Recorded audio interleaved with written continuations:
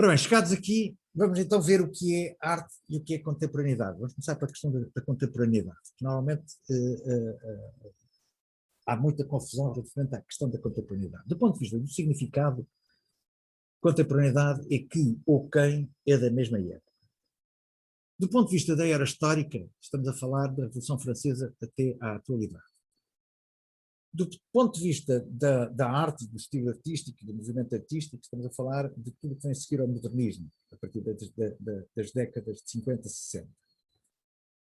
No entanto, há vários pensadores que refletiram sobre a questão da contemporaneidade e que propuseram um conceito que está aceito.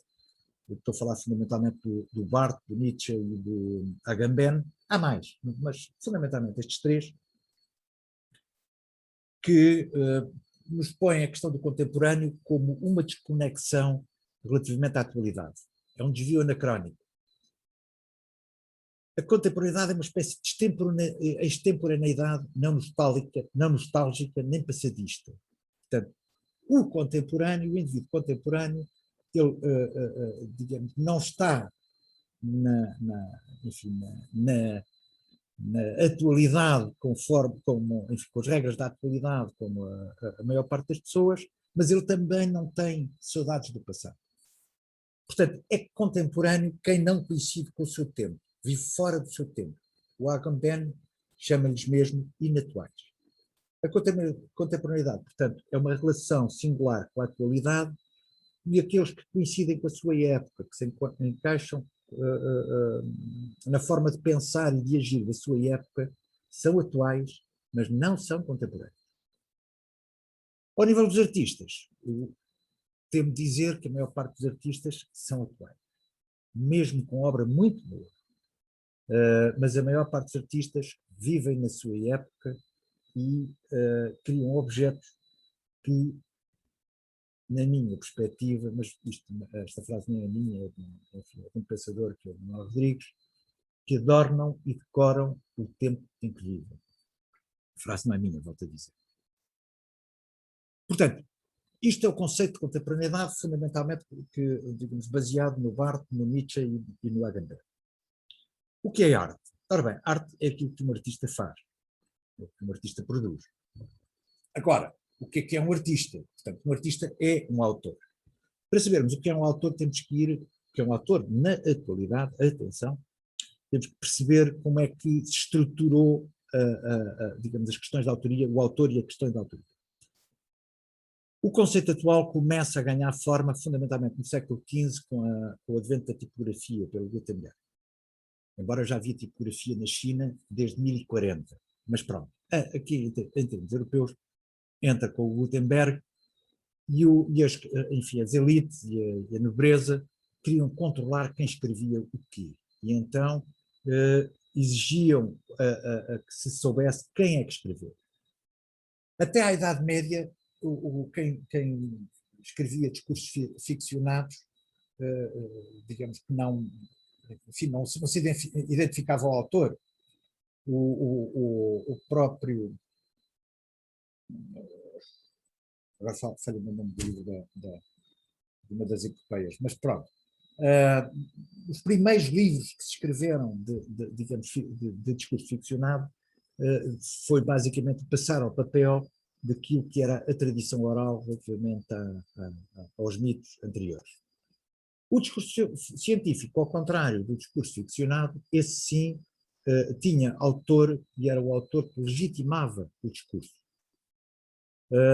Mais tarde, deu-se exatamente a inversão. A legitimação científica passou a ser impessoal e objetiva, e enquanto o discurso artístico e literário passou, digamos, a ser identificado. Portanto, a mitificação do autor começa no Renascimento, mas cimenta-se no Romantismo, fundamentalmente com o Estatuto da Queen Anne. Chama-se mesmo Estatuto de Anne, no século XVIII. Que é quando se define que o autor tem direitos sobre a sua obra. É nessa altura que nasce o direito de autoria. Portanto, que é o segundo aspecto que é importante para o que é hoje o conceito de autor e também de artista.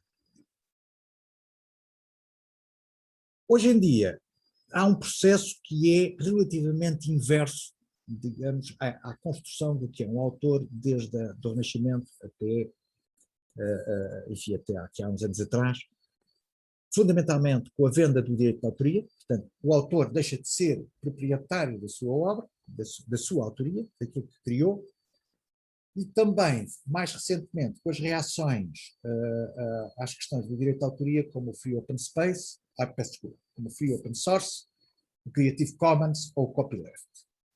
Como o Carlos disse muito bem, eu próprio tenho no meu site obra minha, para que as pessoas, com as respectivas indicações, para que as pessoas possam fazer download, imprimir, podem emoldurar ou colar numa placa. Eu tenho uma na minha sala, colar numa placa e, digamos, com elementos atrás que destacam da parede. Eu tenho uma na minha sala, como digo, portanto, e que ofereço a quem assim o entender. Quem fizer o download, não faça mais pequena ideia quem seja. Portanto, está completamente livre. Agora, qual é o caminho que estamos a traçar? Portanto, eu cheguei aqui a um ponto em que, ok, então e agora? Nós neste momento estamos numa fase de grande mudança social, de grande mudança política e de grande mudança também económica. O desenvolvimento da tecnologia nunca foi tão acelerado. Todos os dias sabemos de coisas novas. Ainda hoje o meu filho me falava meu filho é da área de informática, e ele me falava de um hipercomputador que apareceu, que é 20 mil vezes mais potente que estes computadores que, digamos, que se usam como servidores aí nas empresas e assim. O desenvolvimento tecnológico nunca foi tão acelerado. A economia ocidental basicamente está estagnada, quer dizer, digamos, o crescimento é mínimo, e em contrapartida temos grandes crescimentos na China, na Índia, no Brasil, na Rússia, na Turquia, no México, na África do Sul. Temos países para os quais olhávamos como países atrasados e que neste momento estão com desenvolvimentos extraordinários.